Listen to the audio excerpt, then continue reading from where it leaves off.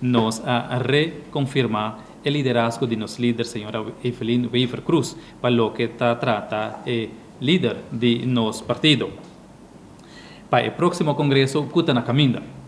Na año 20 Jesum, después que o senhor Nel Odeber a queda ele a sair de política, abandonar o partido MEP, a ter uma eleição de líder, e em qual o congresso é na 20 de junho, a senhora Evelyn Wever Cruz a queda elegida como líder novo do partido MEP.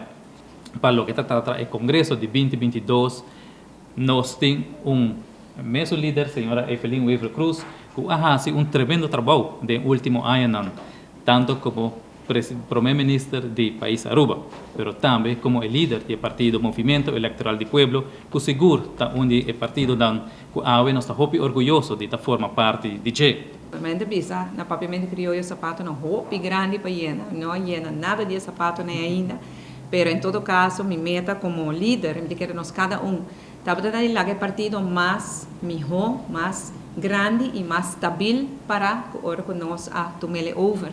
O partido MEP agora que não está é o partido mais grande do país Aruba. E dentro da humildade, me bisa, danke Deus, que o MEP está na manda durante a pandemia, para sobre que nós sabemos navegar o país aqui na uma boa forma, para assim atender a toda a gente que está tendo atenção. E agora que nós temos uma outra crise, que é a crise de inflação mundialmente causada pela guerra da Ucrânia, e me está contente que o MEP está dentro do governo viaja mais. Tem caso aqui cura isso para governar. E pelo motivo também nós sabemos que na sede de MEP, vice-parte de líder do partido, vai estender uma invitação na turnos votadores, na turnos líderes de bairro, turnos sostenedores, com atividade grande que nós organizamos dia 30 de outubro, maneira que Ricky Hook indicar acaba, presidente do partido indicar acaba.